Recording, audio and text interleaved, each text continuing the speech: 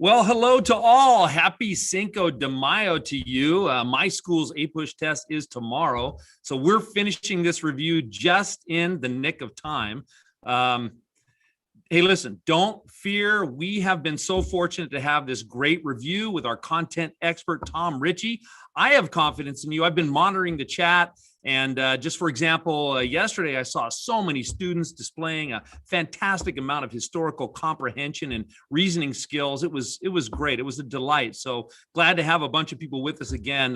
Tonight is the final episode in our 9-part series by the Bill of Rights Institute to focus on key content in preparation for the APUSH exam. So if you missed any episodes or want to review them, check them out on the BORI YouTube channel. And don't forget to like and subscribe to the BRI channel for great content on history and government. You know, hit the notification bell. I do that so that all great new content comes straight to me and I can watch it. But I'm kind of a history freak, I guess. So anyway, all that social media information, Instagram, everything else like that is in the show notes, the video notes. So check that out. Now, tonight, we're going to focus on post-war developments, including Cold War, the civil rights movement, Vietnam, conservative movement, and a post-Cold War foreign policy developments. My name is Sean Redmond. I am a high school U.S. history and civics teacher at Bolsa Grande High School in Garden Grove, California. Tom had just asked me right before the show where that's at, and I said that's real close to Disneyland. So there you go. It is my honor and great pleasure to represent the Bill of Rights Institute. I'll be monitoring the chat and gathering important questions to present to our content expert, Tom. Speaking of Tom, Tom has been our Zen master guide to content nirvana. And tonight he's going to wrap up our review. He's going to tie a nice bow on top so that you can take that wonderful package of knowledge into the testing room with you. I think you're really going to appreciate tonight and all the other shows we've done. Tom is a Louisiana native. He teaches history and government classes in South Carolina. He has been teaching AP U.S. history since 2008, and since 2012, he's published AP U.S. history-related content on his YouTube channel. That is also in the show notes. Put your questions in the chat. I'll give Tom as many as possible. Also, we have tons of links, video notes, all kinds of things to explore. So check them out. Also, Tom's Google Doc that he uses in there too. So anyway, Tom, lead us, as I said, to APUSH Nirvana. Hey, yes, always a pleasure, and everybody here, just go ahead and I guess come as you are, and y'all go ahead and ask whatever questions y'all got. Now we got a lot of people in here and only 13 likes on the video. Now we can earn it, but if at any point you find this to be helpful, be sure to give us a nice little thumbs up. Okay, so that's something that I want to make sure that we're all into. All right. So with that, when we're talking about post World War II, I think the first thing that we tend to think about is the Cold War. So this is something that, I'm going to go ahead and get started with that, but y'all go ahead and go in the chat. Now, remember, following, BRI students on Instagram is a great move. I'm on Instagram as well at Tom Richey. And remember, I will be on my own YouTube channel at 8 p.m. Eastern to continue this extravaganza. So that's something,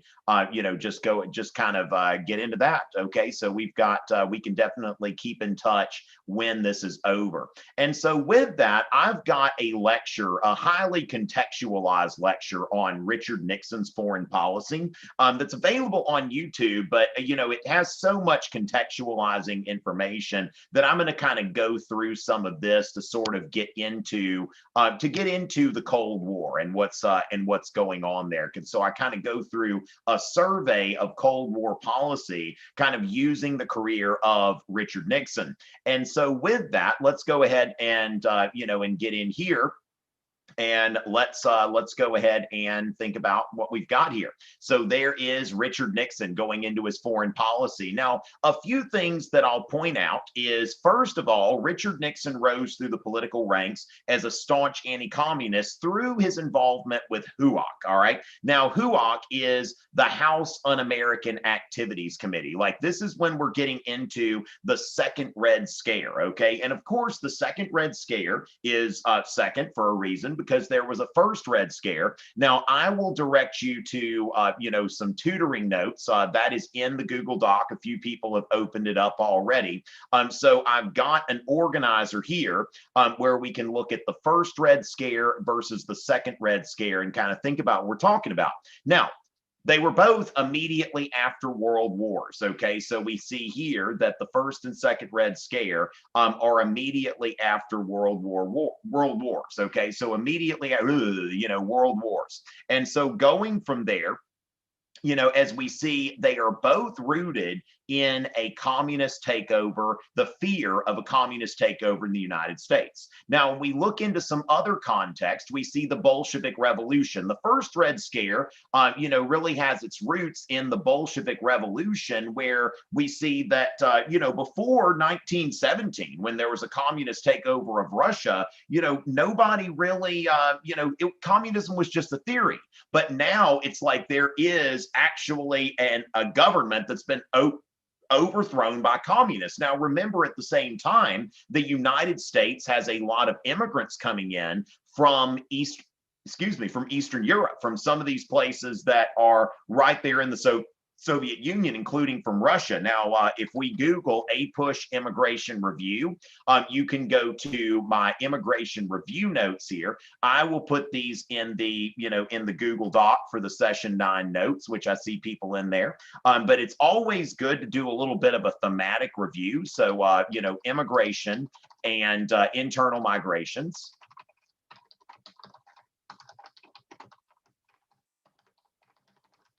Okay, and this is something I think could be useful to y'all as y'all are going through this, immigration, internal migrations. And so what you're looking at here is, as far as that goes, you can get the PDF format. So it's going through every one of these historical periods. And you see here where you've got, in the 1890s, you start to see this immigration come in. And the first Red Scare, okay, which, of course, is, at the same time, after World War I. And so the thing is that, the idea is there's a lot of fear because look what just happened in Russia. And then we see, what just happened in Russia. And then all of a sudden, these people have come here. Are these people coming here to do the same thing here? I mean, people are afraid. I mean, of course, communism is scary stuff, but there's a bit of panic too. And both of these Red Scares, I think, the level of panic, is something that is, when you don't know what's going on, just like, we think about now, like, living with the coronavirus, we've got, so people know a lot more about it. But think about a year ago when it was just like, hey, not even the experts really quite understand this thing. And it's a very similar kind of dynamic if y'all think about, a year ago when, the schools were all closed and we were getting ready to take those like 45-minute 5-document DBQ exams, because, people were just like, can we even leave our house? So, I think that we can kind of identify with some of that, something comes around and people are, afraid of what could happen. And so then, we think about the second Red Scare. It is a fear of Soviet aggression and espionage. Okay, now as far as espionage, that's like when people are spying on each other. And the Soviets were really good at spying. Like, during most of the Cold War, the Soviets knew a lot more about what we were doing than we knew about what they were doing. And there was a perception in the 1950s that the United States is losing the Cold War. Now, part of what fed that perception is Sputnik. If we think about, Sputnik, this is a great piece of outside evidence, whether you're writing a DBQ or an LEQ, or if it comes up on an SAQ, that Sputnik, in 1957, the Soviets put this little satellite up there and it scares the mess out of people. It's just like, oh my goodness, like, look at this. I can't get the thing to come up. But anyway, doesn't it look scary? And the Soviets had also put the first man in space. They put the first, what was it, a dog or a monkey, the first living thing in space. Also, I didn't know until recently, they don't want to teach us this kind of stuff in schools. I understand why. But the Soviets also were the first to put an inanimate object, on the moon. It was an unmanned, well, I guess it was animate, but it was unmanned, like it was an unmanned craft, and they put that there first. So there is a lot of fear going around as far as, we seem to be losing this thing. Now, also, y'all keep in mind, you've got some things like the post-World War II boom, transition to a consumer economy. There are lots of resources that are available at the Bill of Rights Institute that are in the video description. I thought this was funny, Sean. In the thumbnail, we see here Disneyland. All right, so we were just talking about Disneyland, and there it is at the Bill of Rights Institute. And so with that, this idea that we're losing. And so basically, while the first Red Scare targeted radical immigrants from Eastern Europe, then we see here in the second Red Scare that the fear is there has been communist infiltration of the US government. Now, and that is not a completely baseless fear, okay? We've got, records, we caught people, all right? We caught people spying for the Soviets. In fact, some things about our nuclear program were given over to the Soviets, and I forget what those two people's names were, but they were, let's see. So who gave nuclear secrets? Yeah, so we see here who gave nuclear secrets. So David, Greenglass. Let's see. So an American machinist at the Manhattan Project. Okay, and so as far as that goes, okay, he was given a long prison term. Okay, so that's what happened there. Yeah, the Rosenbergs. Okay, as far as that goes, they were executed. Okay, so you see here that there were plenty of people who were caught on giving some of these secrets to the Soviets. So I mean, this is something that happened. I mean, there was, but the thing is, how deep does this go? And that's what people were afraid of. And it resulted even in a lot of fear mongering and irrational, reactions, even though, you've got some things here that, okay, this is not fake, but at the same time, people are, very, very much, on edge. And so, when we think about the first Red Scare, the Palmer raids, which were Justice Department raids on radical immigrants that led to some deportations, and the Immigration Quota Acts. Now, the 1920s is the first time where the United States government passes across-the-board restrictions on immigration that were specifically designed to limit immigration from Southern and Eastern Europe. Now, in the 1950s, of course, as I mentioned, you've got the House Un-American Activities Committee, which is HUAC. Now, this committee would basically investigate people who are believed to be involved in, well, un-American activities, including Alger Hiss. Now, this is a really interesting kind of quandary here, because I can't tell you with certainty whether he was or was not a Soviet spy. Historians are still going back and forth about that, because there's evidence here, and then where there should be evidence, there's not. Okay, so the thing is about Alger Hiss, it's one of those things that, I mean, you think about Hiss. I mean, it almost sounds like, Lord Voldemort or something like that, like he'd speak parcel tongue or something like that, but as far as that goes, nobody really knows, but everybody suspected, there's something going on here. They finally got him for perjury, and he got a bit of a jail term on that, but they got him for perjury. But Richard Nixon, he used this. You see where he says, Congressman Richard Nixon for U.S. Senator, the man who broke the Hiss case. Okay, and so I keep wanting to say Hiss. But the man who broke the Hiss case. Okay, so Congressman Nixon for U.S. Senator.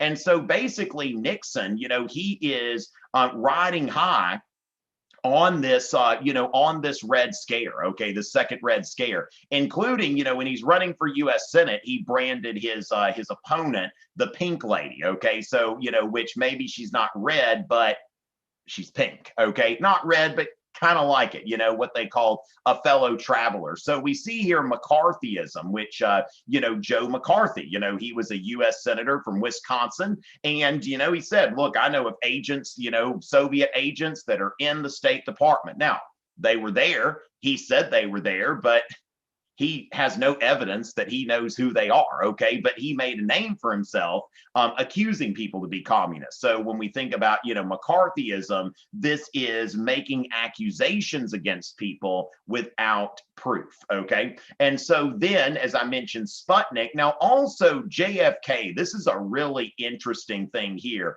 because JFK, what he does is, let me go ahead and actually give a little context for this, though, because when we're thinking about U.S. foreign policy, of course, in the late 1940s, containment, okay, the idea that we are going to be containing communism. And so when you think about like the Berlin airlift is a great example of this, where communism will not be allowed to spread. Think back to the Free Soilers in the decades before the Civil War. The Free Soilers said that they are not going to allow slavery to spread, okay, so they're not going to allow slavery to spread. And so here, communism's not going to be allowed to spread. Now, there is here a failure in China, a serious failure, okay, when the Chinese, take over in, quote unquote, Red China. And that leads to, President Truman being accused of being soft on communism, that Truman, is accused of letting China go. And of course, that is one of the things that, leads to the Korean War, that when it looks like communists are coming into Korea, Harry Truman, sends American forces there to enforce this containment policy. Now, once Truman's out of office, we have Eisenhower, okay? So Dwight D. Eisenhower in the 1950s, there he is with John Foster Dulles. If any of y'all have ever flown through or into Washington, D.C., Dulles International Airport, named after John Foster Dulles, Eisenhower's Secretary of State.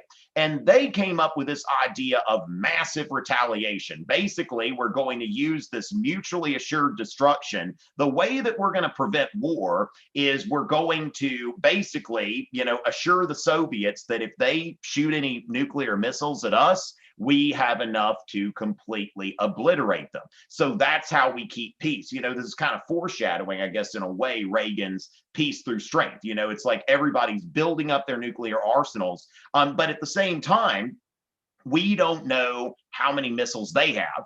And so John F. Kennedy, just like the Republicans, they said Truman soft on communism, that Kennedy, when Eisenhower, Republicans in office, Kennedy, keeps harping on this idea that we have a missile gap. Okay, so it's like we've got this massive retaliation strategy, and Kennedy says we've got a missile gap with the Soviets, which actually the gap was the other way. We actually had more missiles than they did. We just didn't know how many. Now, there are, some interesting, takes on this that people have. Like some people have accused JFK of willfully misrepresenting the situation, that he had been briefed, but at the same time, he's running for president. So this is the thing, and I'm not saying that he was, willfully misrepresenting anything, but if we're going to do point of view analysis,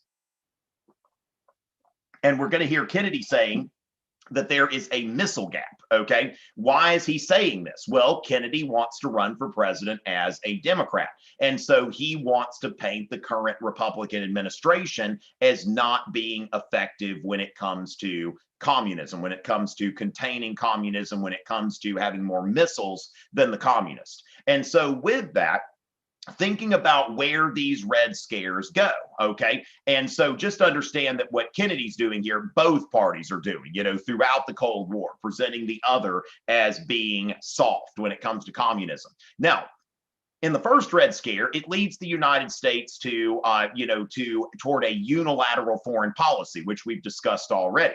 But the thing is that in the second Red Scare, the United States rises to a position of international leadership, that the United States founded the UN, the United Nations, which is an international organization, and founded NATO, the North Atlantic Treaty Organization, which is an alliance against Soviet communism, that everybody in NATO, the United States is saying that, you attack any of these countries, you attack the United States. It'll be treated like that. We keep troops in Germany, in Japan.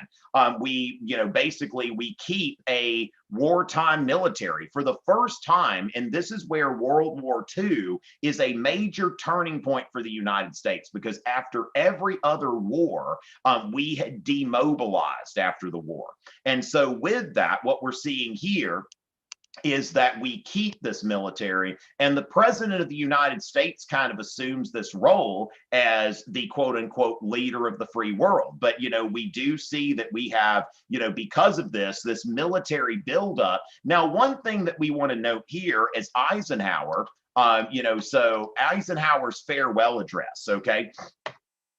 That Eisenhower's farewell address, he warns Americans about the military industrial complex. Okay, so in the councils of government, we must guard against the acquisition of unwarranted influence, whether sought or unsought, by the military industrial complex. Now, what Eisenhower is saying here is that, when we think about this, what Eisenhower's saying is that we need a strong national defense, that when it comes down to it, that we have to, so it's like until the latest of our world conflicts, the United States had no armaments industry, okay? And so we see here that American makers of plowshares could, with time and as required, make swords as well.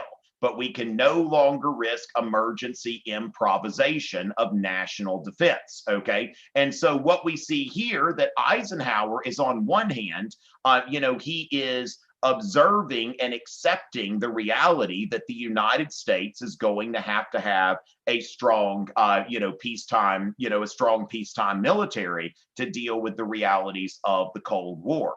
And so with that, on the other hand, though, he says that we have to make sure that this doesn't get carried away, okay? That it's not that we just start, spending so much money on this stuff that we are, spending for the sake of, spending, okay? So with that, as far as what we're seeing here is he's just warning us that we have to be vigilant about this, because no matter what it is, there are going to be industries that even if they're doing a good thing, there can be too much of a good thing. And so understand what Eisenhower's saying here. Now, of course, what happens here is, of course, you got massive retaliation. Now, Kennedy comes in and he is, he's got this policy of brinkmanship, okay, that basically in order to get what we want, when we find out that there are Soviet missiles on Cuba, Kennedy plays a very dangerous game here. I mean, a game of chicken where he puts the Navy around Cuba and he blockades it. And the Soviets send their Navy. And for 13 days, people are biting their nails and thinking, are we about to go into nuclear war? Brinkmanship means that we are going to the brink. And it's like, let's see who jumps first, so to speak. And so Kennedy's saying, like, look, we are not going to back down. And he doesn't. The Soviets end up backing down here. But a lot of people are afraid, okay, that basically, we see here, President Kennedy, be careful, okay? Peace or perish. There are some people saying things like better red than dead, okay? And so the thing is, because the stakes, okay, are very high. The stakes are extremely high here. And so, one of the things that is developed in the 60s with Kennedy and Johnson is the doctrine of flexible response, where it's like, look, we need to know how to, we need to be prepared to fight a limited war, okay? We don't need to just be prepared for, just to blow each other just to bits, okay? And so flexible response with Kennedy and Johnson, this is what we're going to see in conflicts like the Vietnam War, this whole limited war thing that we're seeing here. So with that, we want to understand those things. Now, another thing that I want to note is that Kennedy is really presiding over a period where, there's really the second Red Scare is subsiding, and there's some optimism here. If we think about, JFK, his Rice University speech, we choose to go to the moon, he said. Okay, so he goes to Rice University. Of course, Houston is where our space program is headquartered. So he gathers at Rice University, gathers a crowd at Rice University Stadium, and he lays out his, lays out his plan. And then there's Ted Sorensen, who now gets a bit more credit for some of the things that he, that he did on some of Kennedy's things here, the book Profiles in Courage and, the speech. But as far as this goes, that, Kennedy lays out this very hopeful vision that we are going to put a man on the moon. And that is how we are going to show the communists that we are, that America is, is here. And so this is something that Kennedy, also Kennedy goes and delivers his Ich bin ein Berliner speech. Okay. So, Ich bin ein, let's see, Ich bin ein, I'm glad that they're able to compensate for that. But yeah, Ich bin ein Berliner. He goes into West Berlin. Now, when we look at, occupied Germany, okay, so when we look at occupied Germany, we see the map here that after World War II, when Stalin wanted a sphere of influence in Eastern Europe, he also has a part of Germany. So Stalin is occupying, East Germany. And then we see here that you've got the American and the British zones here. And so, let's see. Yeah, I am screen sharing, but let me make sure. I think we might have some new, okay. Yeah. Okay. So as far as that goes, yeah. So, let me get to that in just a second. Yeah. When we talk about Ike, the military industrial complex, it's just to keep in mind that, one, we have a strong, we have to have a strong national defense. Two, okay, we need to make sure that we are not, because here's the thing, think about POV analysis. The idea of the military industrial complex is POV analysis. So when we think about that, if I'm just a regular American taxpayer, it's like I'm going to trust, I want the government to have a strong national defense, and I'm going to trust the government. Well, am I going to trust the government? I don't know. We'll probably talk about Reagan a little later. Okay, I'm not going to trust the government, but I'm going to hope that the government is going to, not go overboard with it. Okay, so it's like, how strong does the defense need to be? Now, if I'm a defense contractor and the government, the president asks, do we need this new fighter or this new bomber or this new tank? And I'm like, of course you need it. Okay. The Soviets need it. How many do we need? Well, 100 work.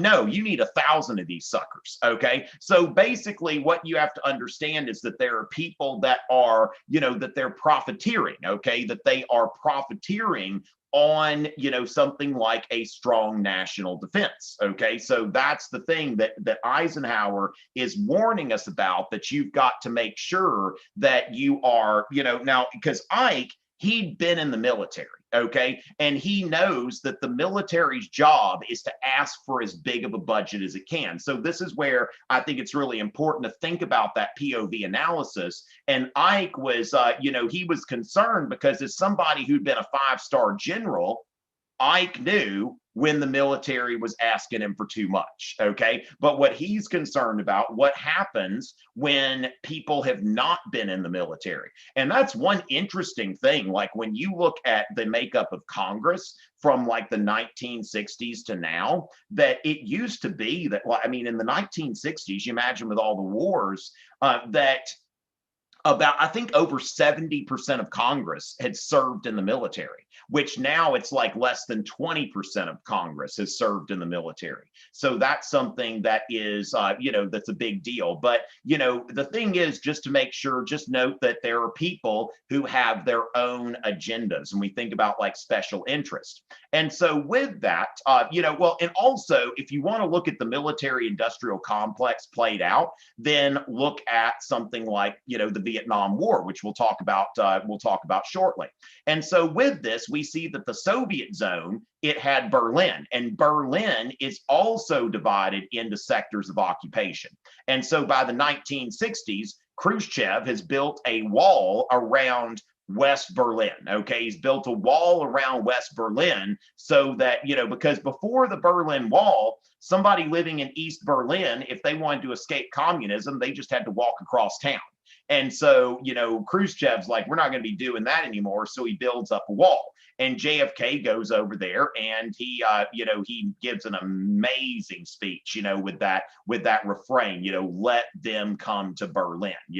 I mean, this speech, he says that, let's see, and of course there's that whole jelly donut myth that's just kind of an eye roller there. But as far as that goes, let's see, this this speech, let's see, so remarks of President John F. Kennedy, let's see, 1963. Yeah, so as far as that, he repeatedly says, he says there are many people in the world who really don't understand, or say they don't, what is the great issue between the free world and the communist world. Let them come to Berlin. All right. There are some who say that communism is the wave of the future. Let them come to Berlin. And there are some who say in Europe and elsewhere that we can work with the communists. Let them come to Berlin. And there are even a few who say that it is true that communism is an evil system, but it permits us to make economic progress. Lass sie nach Berlin kommen, let them come to Berlin. Of course, he gets this like overwhelming, okay? He gets this overwhelming cheers. He's using, like, he's putting these German phrases in there, as far as, and he uses that term, Ich bin ein Berliner. I am a Berliner. I'm someone who lives in Berlin. It should be the proudest boast in the world of freedom. And so this is, he goes there, really behind enemy lines and gives this speech. And I think that it's such a, such a great dose of optimism, when he's over here in, in West Berlin, basically flying over communist East Berlin to get there. And so with that, as we look, oh, excuse me, as we look into this, thinking about Vietnam, for example, okay? So if we think about the military-industrial complex, I mean, it's like, okay, so the United States wants to stop the spread of communism. And, there is some concern, that the communist movement in Vietnam, this is something they called the domino theory, that basically if Vietnam falls, then Laos falls, Cambodia falls, Thailand falls, Burma falls, Bangladesh, India. Like, imagine just like India and Pakistan like being communist, and just basically all of Asia being a big old communist country. Okay. And so with that, we end up like committing, like at one point we've got 500,000, troops over there. I mean, in Vietnam. And the thing is, it's like, fighting communism, I can't think of, a better cause than fighting communism. But at the same time, this was the military-industrial complex, where this thing just got out of control. That after the Gulf of Tonkin incident, Congress just gave President Johnson a blank check. And, this is like, when you think about the number of troops in Vietnam, it was larger than we ever had in Iraq, much larger. And so the thing is that Nixon, by the time it gets to Nixon, Nixon is going to, is going to come out, and Nixon's going to come with his detente. Okay, Nixon is going to have the policy of detente, which is a relaxing of Cold War tensions, what we might call detention, not detention, but detention. And that's with the help of his Secretary of State, Henry Kissinger. And so with this is kind of a Bismarckian, like realpolitik, and Nixon goes to China. He goes over there, he's playing very pragmatic. And then, as far as that goes, we see the, the SALT talks, the strategic arms limitation talks. Now, as far as the Nixon doctrine, okay, the Nixon doctrine, the United States shall furnish military and economic assistance when requested in accordance with our treaty commitments, but we shall look to the nation directly threatened to assume the primary responsibility of providing the manpower for its defense. Money, Yes. Weapons, yes. Troops, no. Okay. And so that's something, this is part of Nixon's program of Vietnamization when you look at the Vietnam War. And so also just something to note here that we'll note how Reagan represents discontinuity in the Cold War, that by the time Reagan comes along, Reagan is reviving this tough talk and militarism. He's presiding over a military buildup, and basically, unlike his predecessors, he is seeking to roll back communism, not just to contain communism, but to roll it back, especially in Latin America. And of course, Reagan's the president that goes to the Berlin Wall and he says, "Mr. Gorbachev, tear down this wall." Now, he says that against the advice of his speechwriters, but within a year or two, the Berlin Wall is gone. Okay, so with that, we've gotten a bit into the Cold War, which I think is one of the larger topics during this time. Let's go ahead and give the go into the chat here. And yeah, so as far as that, in the 1970s, yeah, it's the sort of thing where, SALT, strategic arms limitation talks, that it's about trying to reduce nuclear weapons in both the US and the USSR. And thank y'all for all the likes on this video. If you are getting something out of this review, be sure to give it a like, so that other people will see it and it'll draw attention to what we're doing here. All right. So, so I had a question a little ways back. Someone was asking, so if they get something on the test about the Vietnam War and Johnson's blank check, would Eisenhower's farewell address be a good source to kind of cite? I think so. I mean, basically, when it comes to contextualizing, anything would be relevant. I mean, I think that when it comes down to it, I mean, Lyndon Johnson, I've read one of Robert Cairo's big biographies of Lyndon Johnson, and he would go on hunting trips with defense contractors and people like that. So I think that is something that it's just the United States, again, like containing communism, it's a great cause. But as far as that went, some of the things that we were doing in Vietnam were, it's like they were in the interest of the defense industry, as much as they were in the, interest of stopping communism.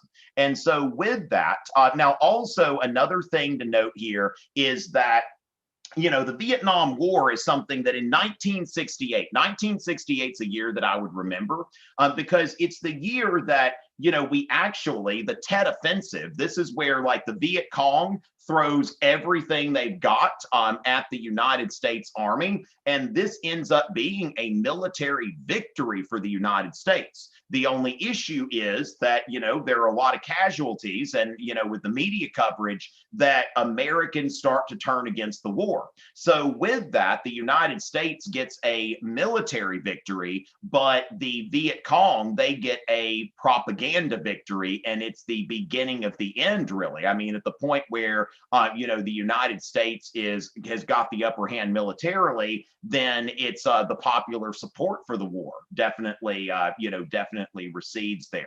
And so with that, y'all go ahead, and kind of think about, now I've told y'all, as far as I don't anticipate, at least on tomorrow's exam, it would shock me. Okay. I mean, now it could happen, but it would shock me if you get a DBQ that's post-World War II, because you're taking this exam first in a year when a lot of people started school late. So I think the College Board, I don't know, I just don't think they're going to court the kind of public relations nightmare that's going to come with, if there's I mean, just imagine how savage those memes will be tomorrow. But we'll see. I mean, they can take it anytime between the French and Indian War and the election of Ronald Reagan. Now, speaking of the election of Ronald Reagan, okay, now in this, I've got this linked in the Google Doc. Looks like a few of y'all are here with me, or at least 10 of you. I've got APUSH Unit 8 and 9 notes, just a bunch of random notes here that I've gone through with some tutoring clients, from Vietnam, the Gulf of Tonkin resolution versus the War Powers resolution. Then going into from there, looking at the fall of communism, JFK's New Frontier. Okay, so JFK's program when JFK became president. that he's saying, look, beyond that frontier, this comes from his acceptance speech, beyond that frontier, uncharted areas of science and space, unsolved problems of peace and war. Now, note here, science and space, we choose to go to the moon, okay? And so the 1969 manned moon landing, you know, Kennedy was not president at that time, but as far as that goes, John F. Kennedy had prioritized the space program. And so remember, Kennedy Space Center in Florida is named for JFK. Unsolved problems of peace and war. Okay, now Kennedy combined an uncompromising stance against global communism and a commitment to containment and the Monroe Doctrine, you know, when you're looking at Cuba and Latin America, but also the promotion of world peace. Like one of his speeches that's not nearly as popular as Ich bin ein Berliner, because it's not as, you know, it's not, I mean, Ich bin ein Berliner, I won't lie, like I've listened to that at the gym before. Sometimes I've just decided, you know what, I'm not really in the mood for music. I'm going to put on Ich bin ein Berliner. I'm going to work out to it. I mean, it's just like, it is, try it sometime. Okay. Don't knock it till you try it. But, you know, this is like workout music. Like if any, you know, it's like WWE almost. I mean, it's like he's talking like he's in like, you know, wrestling or something like that. And so with that, though, the American University speech is that, you know, he talks about, you know, reducing nuclear arms by treaty. And he says the United States will never start a war. Also, you know, Kennedy starts the Peace Corps, which is right now, I think, not operating due to the coronavirus. But as far as that goes, this is something where it's an alternative to joining the military.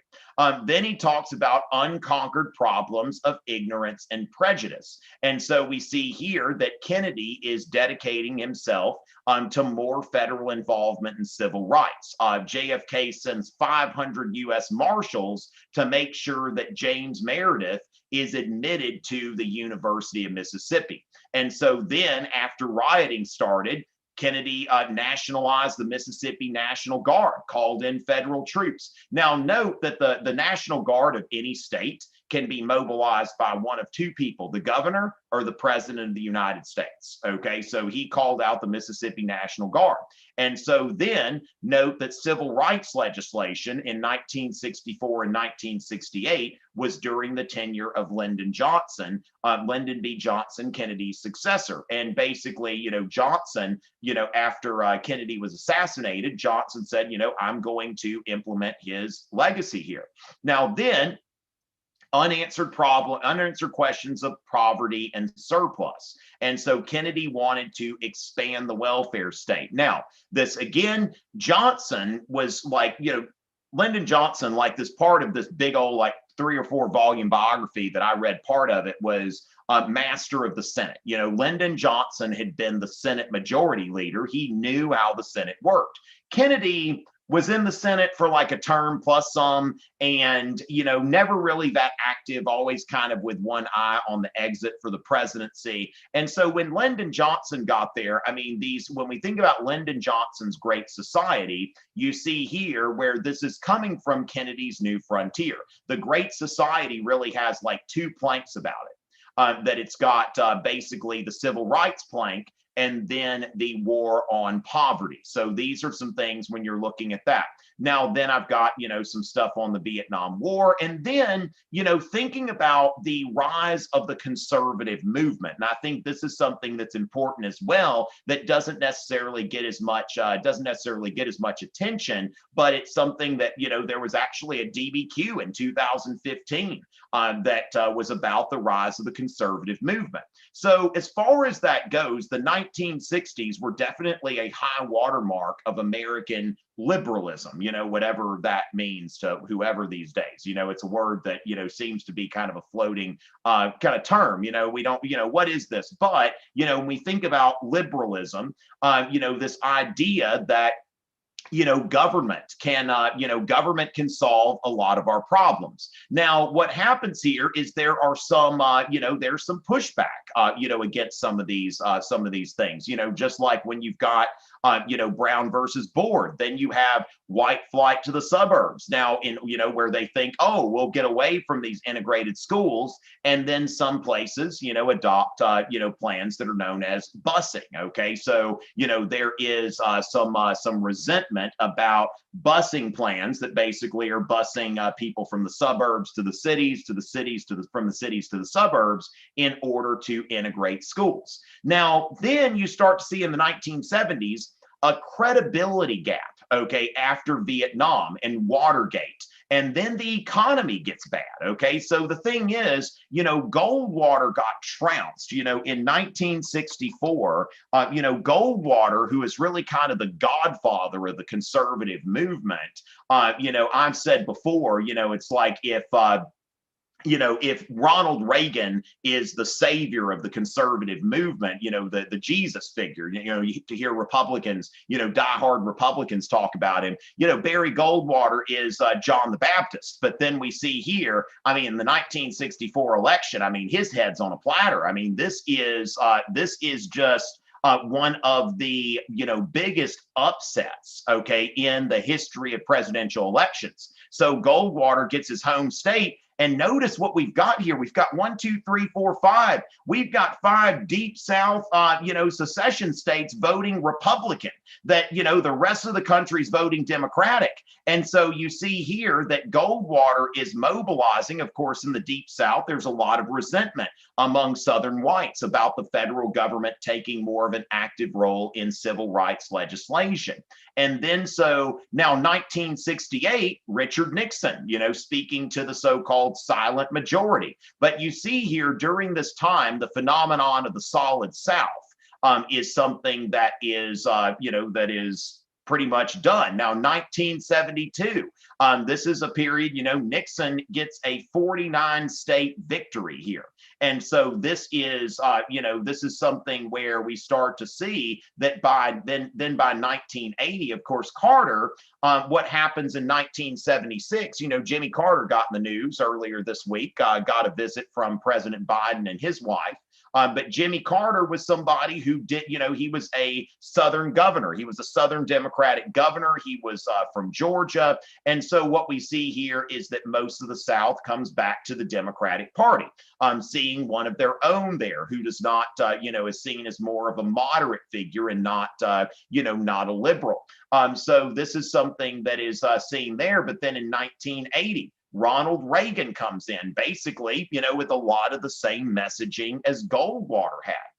And not the biggest victory in terms of the popular vote, but still a very decisive electoral victory. And then you've got Reagan there in 1984 that just, another 49 state victory. And how did this happen? This guy who, Reagan, in his first inaugural address, he says, in this present crisis, government is not the solution to our problems. Government is the problem. And so going through here, like basically this credibility gap that people are like, look, you had Vietnam, which people perceive that they've been lied to about, Watergate, including Ford pardoning Richard Nixon. Now, in hindsight, it's like, it's hard to think about like a president of the United States, like just rotting in jail. And so, Ford, maintained he did the right thing. And I think there's definitely an argument for that, just to have this thing over. Okay, just let it be over. But Ford did face accusations of a corrupt bargain, like he's the next Henry Clay or something like that. And then in the 70s, you have a bad economy. There are a few things that are happening. Few things influencing that would be OPEC, the Organization of Petroleum Exporting Countries, that they decided to stop exporting oil in response to U.S. and European support of Israel.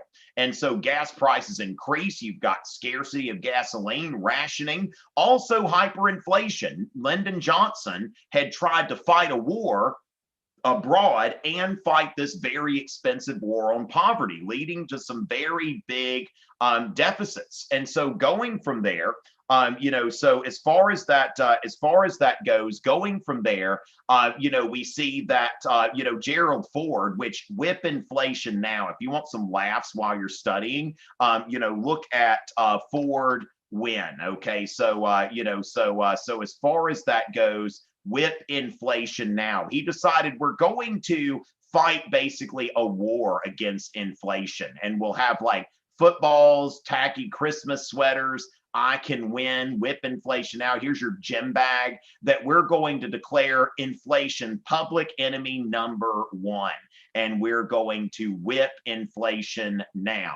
And this becomes like just a PR disaster, the butt of every joke.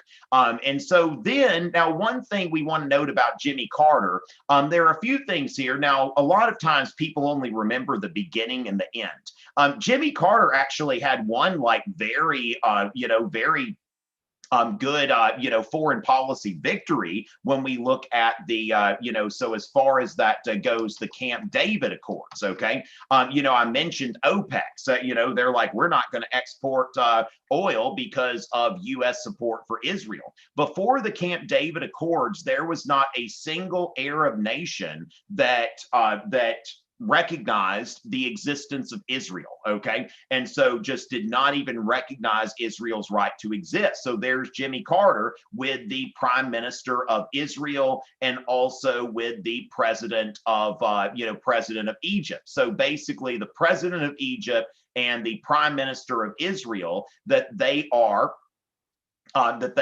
there with President Carter, and Egypt recognizes Israel's existence. And so that's something that was a major foreign policy achievement. But what was much more memorable was the Iran hostage crisis. And the Iran hostage crisis, I mean, this is basically when there was the Iranian Revolution. Iranian students stormed the U.S. embassy and they took, hostages for 52 Americans for 444 days. I mean, this is something that was over a year. And so during the campaign in 1980, what Ronald Reagan is doing here is he's saying, look, he's saying that, Carter sent a rescue mission, it was botched. And so basically, there is this growing belief in the 1970s that government has become not only too intrusive, but also inept. Okay, so the idea, this is one of those things when I was talking about the New Deal, it's like it kind of put us in a situation where government should help people in need, right? But then I was mentioning how, I'm sure there are a lot of other people that can say that they got all the coronavirus relief checks from the government and I didn't lose my job. Okay. And so the thing is, when it comes down to it, it's like, is government government always the most efficient instrument to do things? And so what we're seeing here is just there are people saying, look, I mean, government's getting involved in too much stuff, and it'd be one thing if they were good at it, but they're not. And so what we see here is what Reagan is running on is Reagan is talking about the bad economy, a weak foreign policy, and then repeated corruption and scandals. So Ronald Reagan's coming from the outside and is mobilizing conservatives. Now, one thing we want to note as well is that the moral majority. Now Goldwater was not a religious right guy. Like Goldwater in '64 did not mobilize evangelical Christians. So what we start to see in the 1970s is the mobilization of evangelical Christians as a religious group, or the religious right, social conservatives. And Reagan, although not an evangelical Christian, he knew how to speak to them. And, he went, he wants to roll back communism. He wants to fight tough on communism. So he goes in front of the National Association of Evangelicals. Audience, ladies and gentlemen. Okay, so the evil empire speech. Okay, so Ronald Reagan gives the evil empire speech in front of the National Association of Evangelicals. And he wants their support for his tough talk on communism. And so what he says here, okay, so let's see. Okay, so he says here, a number of years ago, I heard a young father, a very prominent young man in the entertainment world, addressing a tremendous gathering in California. It was during the time of the Cold War and communism and our own way of life were very much on people's minds. Notice they call him the great communicator for a reason. Okay, that's what they called Ronald Reagan, you know, an ex-actor, the great communicator. He knew how to talk in front of a camera, and he was speaking to that subject. And suddenly, though, I heard him say, "I love my little girls more than anything." And I said to myself, oh, no, don't. You can't. Don't say that. Now, Reagan doesn't have a problem with somebody loving their children, but where he thought this was going was the guy was like, I love my little girls and I want more than anything for them to be alive. You know, Reagan, you know, people, his audience understood what he was saying because they had lived through that period where people are like, look, I just want my children to be alive. But here's the thing, but I had underestimated him. And this is where he draws them in, and it's just brilliant.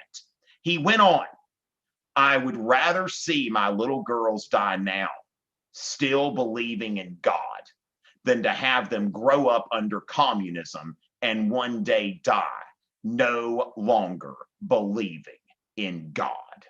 And he delivers it just like that, better than I just did. But notice here, applause, all right? And the thing is, he has won them over. I mean, he has said, like, I mean, they are going to follow him anywhere at this point because he has tied in the belief in God, you know, that it's like, look, our communist enemies do not believe in God, and he secures. I mean, Reagan has this way of taking, I mean, you see all the infighting in the Republican Party right now. I mean, the Republican Party is made up of like at least like 4 factions that don't always particularly get along.